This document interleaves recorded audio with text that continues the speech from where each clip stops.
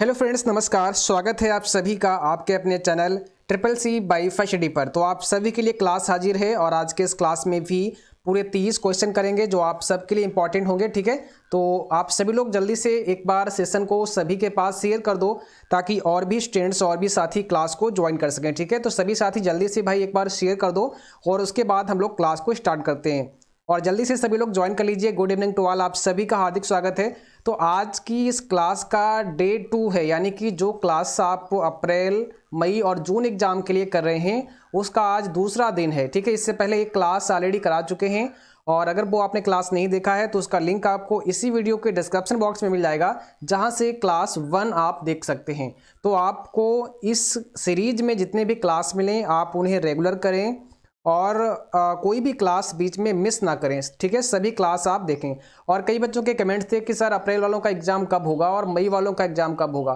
तो देखिए, अप्रैल और मई वालों का जब भी एग्जाम होगा एक साथ में ही होगा। ठीक है, और हो सकता है ये जून में एग्जाम आपका संभव हो पाए, बट अभी ये कुछ कहा नहीं जा सकता है। जैसे ही जो भी अपडेट आएगा, ठीक है, नाइलेट की तरफ से, तो उस अपडेट को हम अपने चैनल पर ज़रूर शेयर करेंगे। तो आप अगर चैनल पर लगातार विजिट करते रहते हैं, चेक करते रहते हैं, तो वो अपडेट आपको मिल जाएगा कि कब आपका एग्जाम होगा। तो जैसे ही कोई नोटिफिकेशन आएगा हम ज़रूर आप तक वो शेयर करेंगे, आप उसकी चिंता बिल्कुल भी ना करें। ठीक है, जब भी एग्जाम होगा उसका नोटिफिकेशन आप तक आ जाएगा। ओके, और चलिए शुरुआत करते हैं। भाई सभी लोग आ चुके हैं और डेली नोटिफिकेशन पाने के लिए नीचे दिए गए रेड बटन पर क्लिक करके चैनल को सब्सक्राइब करें, साथ में बेल आइकन पर क्लिक करके ऑल नोटिफिकेशन को ऑन करें। आज का सबसे पहला क्वेश्चन आपके स्क्रीन पर ये रहा और आपको जवाब करना है। ठीक है, और कोशिश करना है भाई सभी लोग सही सही जवाब करें।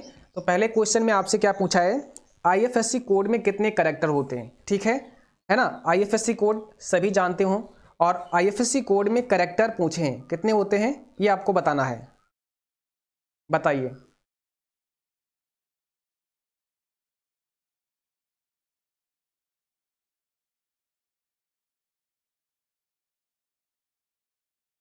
जल्दी से सभी लोग अपना आंसर भेजो और सभी लोग भाई लाइक जरूर कर देना क्लास को। ठीक है, लाइक शेयर आप लोग करते रहा करो। तो आईएफएससी कोड में कुल कैरेक्टर कितने होते हैं ये पूछा है, तो 11 होते हैं, ध्यान रखना है। ठीक है, ऑप्शन आपका थर्ड सही हो जाएगा, 11 होते हैं। आईएफएससी कोड में टोटल जो कैरेक्टर होते हैं वो आपके 11 होते हैं। ठीक है, नेक्स्ट क्वेश्चन आपको बताना है। अगला क्वेश्चन पूछा है कैल्क की एक्सटेंशन क्या होती है। ठीक है, कैल्क आपको बताया था कि कैल्क जो है आपका वो आपसे पूछा जाएगा, क्योंकि कैल्क आपका लिब्रे ऑफिस का एक स्प्रेडशीट प्रोग्राम है। ठीक है, ध्यान रखना है किसका है, लिब्रे ऑफिस का एक स्प्रेडशीट प्रोग्राम है। ठीक है, जिसको हम कैल्क कहते हैं, ये स्प्रेडशीट नाम से भी जाना जाता है, इसे भी आप ध्यान रखें, काफी इंपॉर्टेंट है आपके लिए। अब इसका एक्सटेंशन आपको बताना है। देखो यहां पर आपका सेकेंड वाला ऑप्शन करेक्ट है, .ods। ठीक है, .ods ये एक्सटेंशन होता है लिब्रे ऑफिस कैल्क का। ठीक है, और इसका अगर फुल फॉर्म आप देखेंगे तो क्या हो जाएगा, ओपन डॉक्यूमेंट स्प्रेडशीट। ठीक है, ध्यान रखना है, इसका जो फुल फॉर्म होगा वो होगा ओपन डॉक्यूमेंट स्प्रेडशीट, ओडीएस का। ठीक है, और लिब्रे ऑफिस जो राइटर होता है उसका अगर पूछा जाए आपसे क्या होगा, तो उसका हो जाएगा .odt। ठीक है, और इसका मतलब होगा ओपन डॉक्यूमेंट टेक्स्ट, ODT। ठीक है, याद रखना है। चलो क्वेश्चन नंबर अगला आपके स्क्रीन पर आ चुका है और आपको बताना है क्वेश्चन नंबर थर्ड का सही जवाब क्या होगा। इक्वल प्रोडक्ट और 50, -7। ठीक है, अब इसका क्या रिजल्ट आएगा ये आपको यहां पर कमेंट बॉक्स में बताना है। प्रोडक्ट लगा हुआ है और प्रोडक्ट क्या करता है ये आपको जवाब करना है। इसका सही जवाब क्या हो जाएगा क्वेश्चन नंबर थर्ड का। भाई सभी लोग शेयर करते रहो, आप लिंक शेयर कर दो सभी के पास ताकि और भी स्टूडेंट्स और भी साथी क्लास को ज्वाइन कर सकें। तो सभी लोग भाई शेयर कर दो और वीडियो को लाइक भी कर देना। सभी साथी जो भी बच्चे देख रहे हैं आप सभी लोग लाइक कर देना। ठीक है, यहां पर आपका जवाब क्या होगा ये आपको बताना है। देखो यहां पर आपका थर्ड ऑप्शन करेक्ट हो जाएगा। प्रोडक्ट करता क्या है, प्रोडक्ट जो होता है वो क्या करता है, गुणा करता है ना। क्या करेगा, गुणा करेगा, मल्टीप्लाई करेगा। और 50 और अगर आप -7 का गुणा करा देते हैं आपस में तो क्या हो जाएगा, माइनस का 350 आएगा। यानी कि यहां पर आपका कौन सा करेक्ट ऑप्शन होगा, थर्ड वाला सही हो जाएगा। ठीक है, चलो और अगला क्वेश्चन आपके स्क्रीन पर ये रहा क्वेश्चन नंबर 4। पूछा है IE का पूरा नाम क्या होता है। आई और ई का फुल फॉर्म क्या होता है।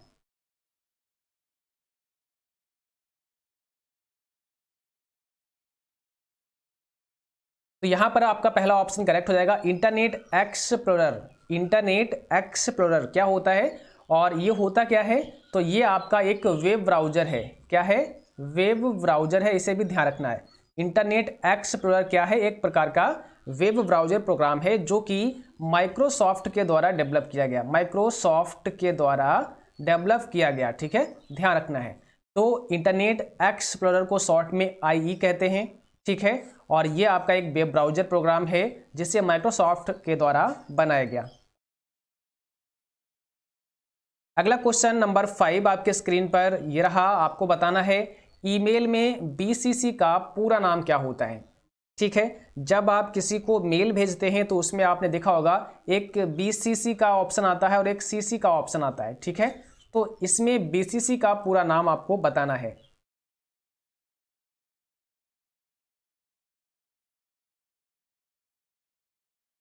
तो यहां पर आपका सही जवाब होगा ब्लाइंड कार्बन कॉपी। पहला ऑप्शन आपका राइट हो जाएगा, ब्लाइंड कार्बन कॉपी। ठीक है, और अगर आपसे पूछा जाता है कि भाई CC का मतलब क्या होता है, तो CC का मतलब होता है कार्बन कॉपी। ध्यान रहेगा आपको, कार्बन कॉपी होता है CC का फुल फॉर्म, और BCC का मतलब होता है ब्लाइंड कार्बन कॉपी। अगर आप एक से ज़्यादा लोगों को एक साथ मेल भेजना चाहते हैं और आप ये चाहते हैं कि उन सभी लोगों को ये पता ना चल पाए कि ये मेल और किस किस को भेजा गया है, तब आप BCC का यूज़ कर सकते हैं। यानी कि BCC के बॉक्स में जो मेल ID आप भरेंगे तो उनके पास संदेश तो जाएगा, बट वो जिसके पास जाएगा वो यही समझेगा कि केवल मेरे पास ही ये संदेश भेजा गया है, इसकी कॉपी किसी और को नहीं भेजी गई है। इसलिए इसको कहा जाता है ब्लाइंड कार्बन कॉपी। ठीक है, लेकिन अगर आप एक से ज़्यादा लोगों को मेल करना चाहते हैं और आप CC में उनका मेल ID डालते हैं CC के अंदर, तो इसका मतलब होता है कार्बन कॉपी। इससे पता चलता रहेगा, जिसके पास भी मेल जाएगा उसको ये भी पता चलेगा कि हमें तो ये भेजा ही गया है और मेरे अलावा और कितने लोगों को भेजा गया है, तो वो भी शो करेगा। ठीक है, तो अगर आप नहीं दिखाना चाहते हैं तो आप BCC में भर सकते हैं अपना मेल ID जिनको भी भेजना चाहते हैं, और अगर आप शो कराना चाहते हैं तो CC में भर सकते हैं। तो दोनों का मतलब होता है, एक का होता है ब्लाइंड कार्बन कॉपी जिसको कहते हैं BCC, और CC का मतलब होता है कार्बन कॉपी। क्वेश्चन नंबर 6 आपके स्क्रीन पर है, आपको जवाब करना है ईमेल किससे मिलकर बना होता है। ठीक है, काफी अच्छा प्रश्न है। ईमेल, और ईमेल का फुल फॉर्म तो सभी को पता होगा क्या होता है, इलेक्ट्रॉनिक मेल। ठीक है, इलेक्ट्रॉनिक मेल होता है। किससे मिलकर बना होता है ये आपको बताना है। बताइए किससे मिलकर बना होता है। तो यहां पर सही जवाब पहला हो जाएगा बॉडी और सब्जेक्ट। ईमेल जो होता है वो बॉडी और सब्जेक्ट से मिलकर बना होता है। ठीक है, बॉडी और सब्जेक्ट, यहां पर पहला ऑप्शन आपका सही जवाब हो जाएगा। चलिए क्वेश्चन नंबर नेक्स्ट आपके स्क्रीन पर आ चुका है और आपको जवाब करना है UPI में P का अर्थ क्या होता है। ठीक है, अब UPI में आपसे पूछा है P का मतलब क्या होता है। UPI अधिकांश आप लोग चलाते होंगे, सभी को पता भी होगा। इसका फुल फॉर्म क्या होता है, यूनिफाइड पेमेंट्स इंटरफेस होता है। ध्यान रहेगा आपको, यूनिफाइड पेमेंट्स इंटरफेस होता है। और P का मतलब क्या हो गया, पेमेंट्स हो गया। तो आपका ऑप्शन नंबर B करेक्ट हो जाएगा, यानी कि सेकंड ऑप्शन यहाँ पे करेक्ट हो जाएगा। ठीक है, पेमेंट्स, ध्यान रहेगा आपको, unified payments, unified payments interface होता है। ठीक है, UPI का पूरा नाम। और अगला क्वेश्चन आपके स्क्रीन पर ये रहा, आपको जवाब करना है IBM 1401 है first generation computer, second generation computer या थर्ड जनरेशन कंप्यूटर, अथवा नन ऑफ दीज, इसमें से कोई नहीं। तो आपको बताना है IBM। ठीक है, IBM 1401 किस जनरेशन का कंप्यूटर है।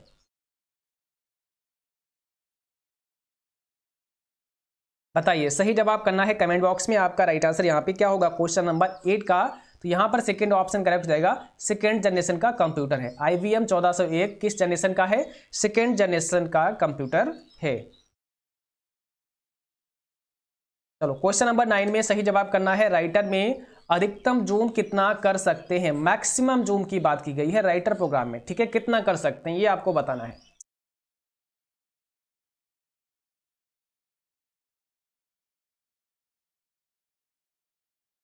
यहां पर आपका सही जवाब पहला ऑप्शन करेक्ट हो जाएगा, 600%। मैक्सिमम जूम आप कितना कर सकते हैं, 600% कर सकते हैं राइटर प्रोग्राम में, ठीक है।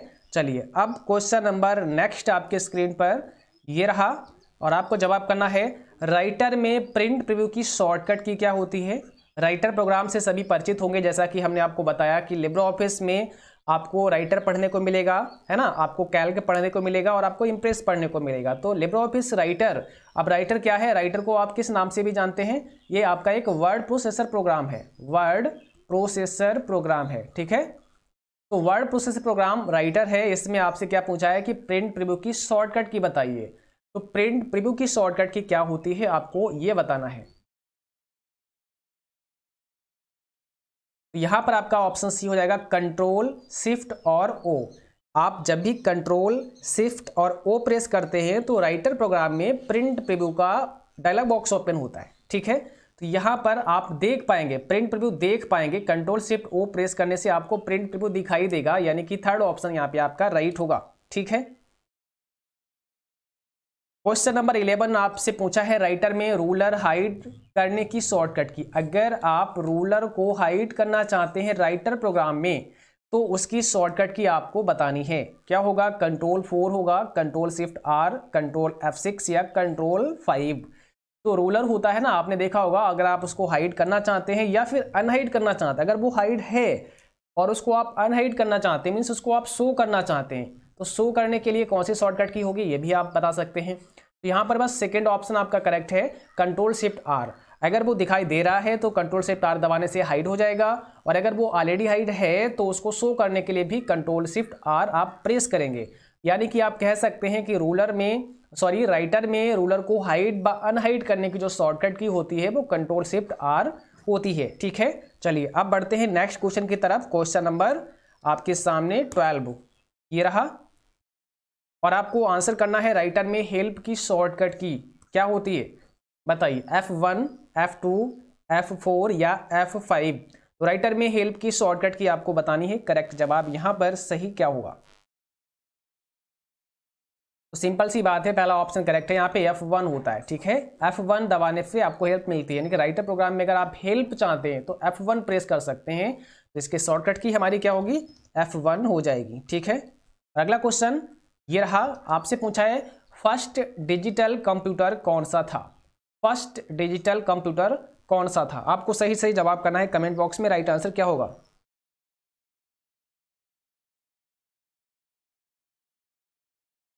देखिए पहला ऑप्शन यहाँ पे करेक्ट होगा, एनिएक। एनिएक क्या था, फर्स्ट डिजिटल कंप्यूटर था, ठीक है। और ये कब बना था, तो ये 1946 में बना था। कब बना था, 1946 में बना था, इसे भी आप ध्यान रखें, ठीक है। और कई बार इसका पूछेंगे आपसे फुल फॉर्म, तो फुल फॉर्म क्या होता है, electronic numerical integrator and calculator. ध्यान रखना है, electronic numerical integrator and calculator होता है एनिएक का फुल फॉर्म, ठीक है। और अगला क्वेश्चन अब आपकी स्क्रीन पर ये रहा और आपको बताना है यहाँ पर सही जवाब कि अमेजोन के फाउंडर कौन है, ठीक है। अमेजोन के फाउंडर कौन है, और फाउंडर पर हमने ऑलरेडी एक वीडियो बनाया है, तो अगर आपने देखा होगा, ठीक है, तो आपको पता होगा। अगर आपने नहीं देखा है तो आप उस वीडियो को जरूर देख लें, उसमें सभी जो इंपॉर्टेंट फाउंडर नेम हैं वो हमने डिस्कस किए हैं, ठीक है। तो वो भी वीडियो आपको हमारे चैनल पर मिल जाएगा, आप प्लेलिस्ट में जा सकते हैं या फिर इसके डिस्क्रिप्शन में भी जा सकते हैं, हो सकता है कि डिस्क्रिप्शन में कोई लिंक आपको मिल जाए, है ना, तो वहाँ पे देख लेना। जो इम्पोर्टेंट फाउंडर हैं जो आपके एग्जाम में अधिकांश पूछ जाते हैं, तो उनको मैंने वहाँ पे डिस्कस कर रखा है ऑलरेडी, वो आप देख सकते हैं। तो यहाँ पर सही जवाब आपका थर्ड ऑप्शन हो जाएगा, जेफ बेजोस, ठीक है। ये हैं अमेजॉन के फाउंडर। अब अगला प्रश्न आपके स्क्रीन पर और आपको आंसर करना है क्वेश्चन नंबर 15 का, ठीक है।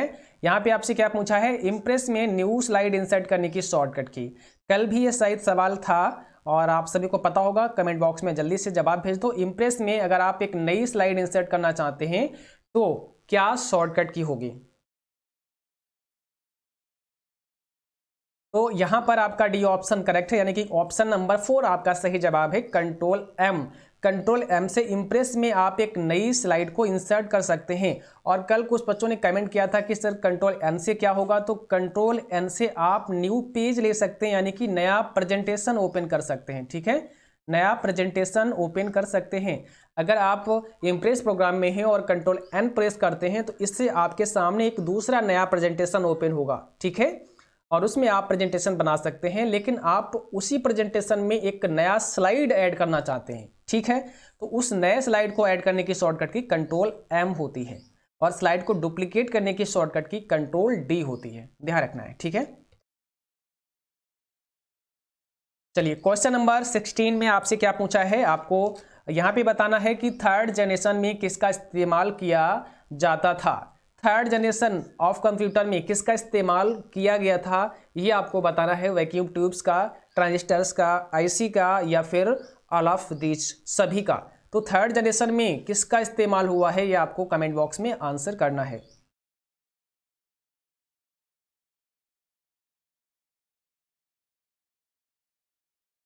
तो यहां पर हो जाएगा सी ऑप्शन करेक्ट। भाई आईसी का यूज हुआ था ना। फर्स्ट जनरेशन की बात करें तो भाई आपका वैक्यूम ट्यूब हुआ था, है ना, फर्स्ट जनरेशन में। सेकेंड में क्या हुआ था, ट्रांजिस्टर्स हुआ था, ये सेकेंड जनरेशन में हुआ था। और थर्ड जनरेशन की बात करें तो आपका हुआ था आईसी का, जिसको कहते हैं इंटीग्रेटेड सर्किट। ठीक है, तो थर्ड जनरेशन में आईसी का इस्तेमाल किया गया था। ठीक है, चलिए आगे बढ़ते हैं। और नेक्स्ट क्वेश्चन में आपसे पूछा है HTTPS में एस का मतलब क्या होता है। तो आपको बताना है HTTPS में एस का फुल फॉर्म क्या होता है। तो यहां पर आप ध्यान रखें, एस का मतलब होता है सिक्योर। अब यहां पे देखेंगे आप HTTP का मतलब क्या होता है, तो हाइपर टेक्स्ट ट्रांसफर प्रोटोकॉल, और यस फॉर हो जाएगा सिक्योर। ऐसी साइट्स जो कि SSL के द्वारा सिक्योर होती हैं, सुरक्षित होती हैं। ठीक है, क्योंकि कई बार आपने देखा होगा कि जब आप किसी साइट पे विजिट करते हैं तो HTTP ही मिलता है केवल आपको, तो ये साइट आपकी सिक्योर नहीं मानी जाती है। और जो HTTPS होता है वो साइट आपकी सिक्योर होती है। ठीक है, और ये जो होता है SSL सर्टिफिकेट के द्वारा सिक्योर होता है। और SSL का मतलब क्या होता है, सिक्योर सॉकेट लेयर। इसका मतलब क्या होता है, ध्यान रखें आप, सिक्योर सॉकेट लेयर। ठीक है, इसके द्वारा ये साइट सुरक्षित होती है, तो इसलिए यहाँ पे यस लगा होता है, जिसका मतलब होता है सिक्योर। उम्मीद करता हूं कि आपकी ये चीजें समझ में आ रही होंगी। ठीक है, चलिए अब आगे बढ़ते हैं नेक्स्ट क्वेश्चन की तरफ। क्वेश्चन नंबर 18 क्या कहता है, और यहां पर आपसे पूछा गया है IECT का पूरा नाम। तो बताइए भाई IECT का फुल फॉर्म क्या होता है। जल्दी से आप लोग जवाब करें कमेंट बॉक्स में, IECT का पूरा नाम क्या हो जाएगा। क्वेश्चन नंबर 18 का सही जवाब हो जाएगा ऑप्शन पहला, information electronics and communication technology. क्या होगा, information electronics and communication technology. ध्यान रखना है, फर्स्ट ऑप्शन आपका सही जवाब है। और अगला क्वेश्चन ये रहा, पूछा है इनमें से कौन एक सर्च इंजन है। अब आपको यहाँ पे क्या बताना है, सर्च इंजन कौन सा है। तो यहाँ पर आपको बताना है सर्च इंजन है कौन सा। देखिए विंग दिया है, गूगल दिया है, लाइकोस दिया है, या ऑल ऑफ दीज दिया है। देखते हैं कितने बच्चे सही जवाब करेंगे इस क्वेश्चन का। जल्दी से भाई कमेंट बॉक्स में आप लोग आंसर भेजो फटाफट से। ठीक है, और कोशिश किया करो कि जितना भी क्वेश्चन आपको कराया जाए आप पूरे का पूरा आंसर दिया करो। कोशिश करके आप ट्राई किया करो, और जो नहीं पता है उसको आप तुरंत ही नोट डाउन करते जाएं और उसको अच्छे से पढ़ लें, ताकि आगे जब इसका टेस्ट कराया जाए, ठीक है, या आगे जब कभी भी ये क्वेश्चन आपके सामने आए तो उनका आंसर आपको 100% पता होना चाहिए। देखिए यहाँ पर आपका डी ऑप्शन करेक्ट हो जाएगा, क्योंकि ये सभी के सभी क्या है, सर्च इंजन है। ठीक है, विंग भी है, गूगल भी है, लाइकोस भी है, इसलिए यहाँ पे ऑल ऑफ दीज का ऑप्शन आपका राइट होगा, यानी कि सभी आपके सर्च इंजन हैं। चलो अब क्वेश्चन नंबर 20, यहां पर आपसे क्या पूछा है, नेस्कॉम का फुल फॉर्म। काफी ज्यादा इंपॉर्टेंट क्वेश्चन है, याद रखना है आपको। ठीक है, तो इसका आपको बताना है फुल फॉर्म क्या होता है।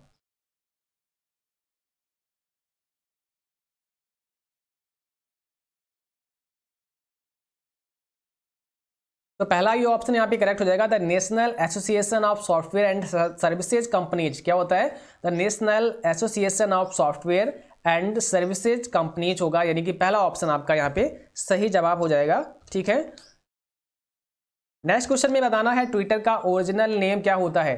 ट्विटर का ओरिजिनल नेम, या पूछते हैं कई बार आपसे कि ट्विटर का पुराना नाम बताइए, ओल्ड नेम बताइए। ठीक है, तो क्या कहेंगे यहाँ पर आपका सही जवाब क्या होगा।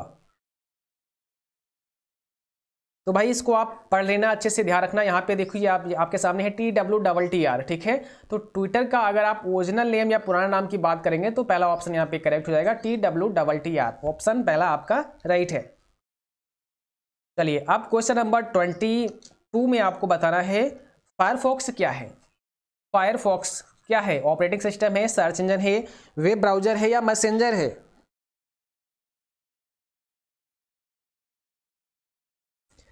तो फायरफॉक्स क्या है ये आपको बताना है भाई। एक प्रकार का वेब ब्राउजर प्रोग्राम है जिससे कि हम वेबसाइट को ब्राउज करते हैं, ठीक है। किसी भी वेबसाइट को ब्राउज करने के लिए हमें ब्राउजर प्रोग्राम की आवश्यकता होती है, जिसमें से एक है फायरफॉक्स, जो काफ़ी पॉपुलर भी है और आप सभी इससे परिचित भी होंगे, है ना। तो यहाँ पर आपका सही जवाब ऑप्शन सी करेक्ट हो जाएगा।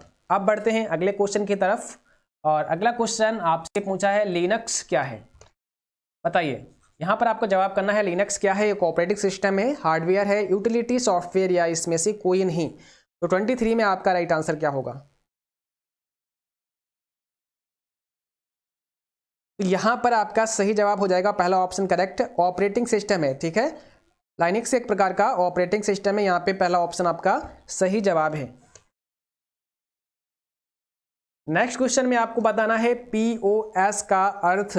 तो POS का मतलब क्या होता है?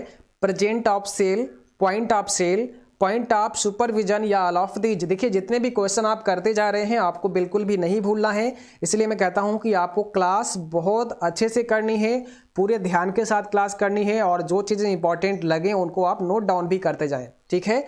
अच्छे से पढ़ेंगे, मेहनत से क्लास करेंगे, समझेंगे, तो आप 100% एक अच्छी ग्रेड में पास होंगे, ठीक है। और अगर आप मेहनत नहीं करेंगे, अच्छे से नहीं पढ़ेंगे, केवल आप ऐसे ही देखते रहेंगे तो काम चलने वाला नहीं है। आपको खुद मेहनत करनी है अपने ऊपर, खुद आपको सर्च करना है, खुद आपको कंटेंट ढूंढ के लाना है, खुद आपको नोट्स बनाने हैं, ठीक है, तभी आप कामयाब हो पाएंगे।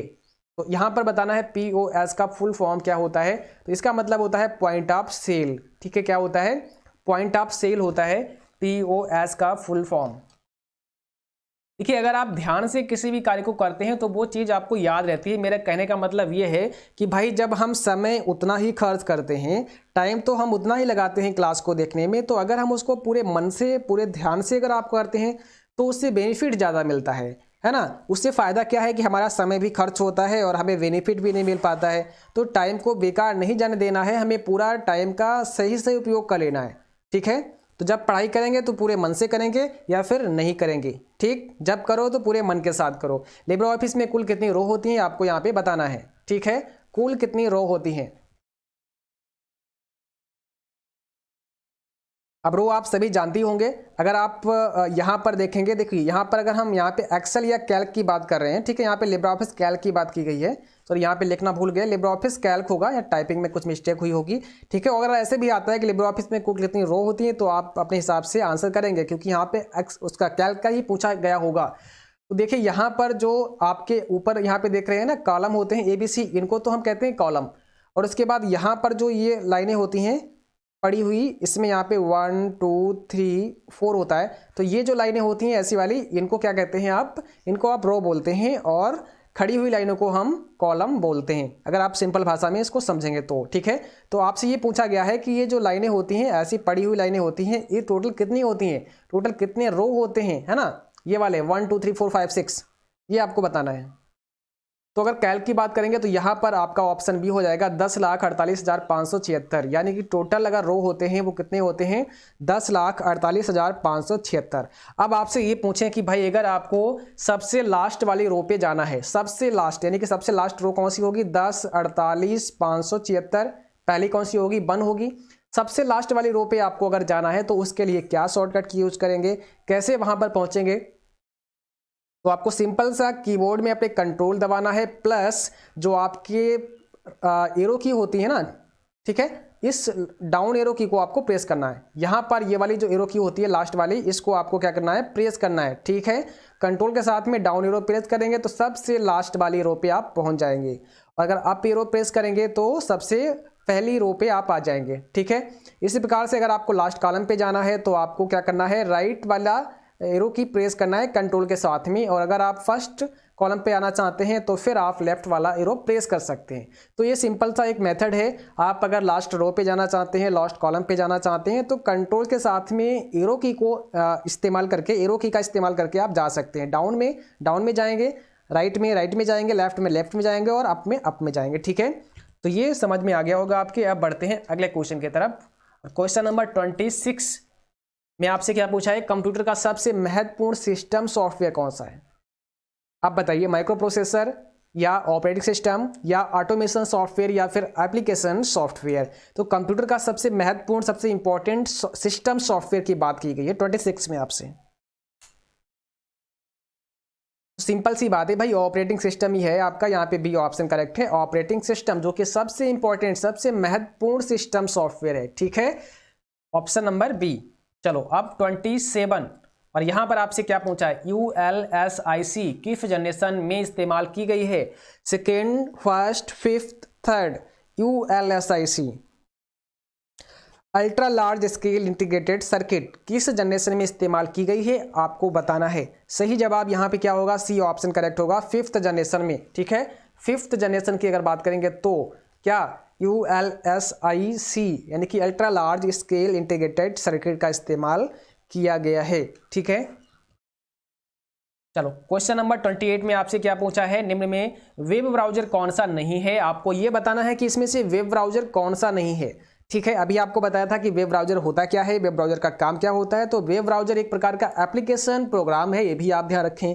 एक प्रकार का एप्लीकेशन प्रोग्राम है जो आपके कंप्यूटर, आपके मोबाइल फ़ोन में इंस्टॉल होता है। ठीक है, और उस वेब ब्राउजर की मदद से जितना भी कंटेंट आपका www यानी कि वर्ल्ड वाइड वेब पर होता है, उसको आप विजिट करते हैं किसके माध्यम से? अपने वेब ब्राउजर प्रोग्राम के माध्यम से। ठीक है, तो यहाँ पर वही पूछा है कि कौन सा वेब ब्राउजर नहीं है, इंटरनेट एक्सप्लोरर, ओपेरा, अल्टा विस्टा या net Surf.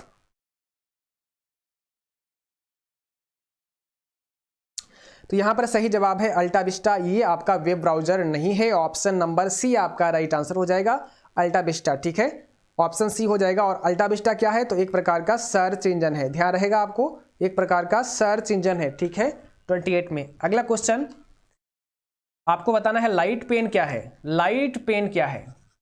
Output device, input device, storage device या ऑल ऑफ दीज? इसमें से कौन सा सही जवाब है 29 का? तो यहां पर भाई लाइट पेन क्या है, एक प्रकार का इनपुट डिवाइस है जिससे भी हम इनपुट देते हैं, यानी कि इनपुट डिवाइस आपका यहां पे करेक्ट आंसर हो जाएगा light pen, option number B. और अगला क्वेश्चन आपसे क्या पूछा है, लिब्रे ऑफिस एक प्रकार का एप्लीकेशन सॉफ्टवेयर है, क्या यह सही है? लिब्रे ऑफिस एक प्रकार का एप्लीकेशन सॉफ्टवेयर है या फिर नहीं है?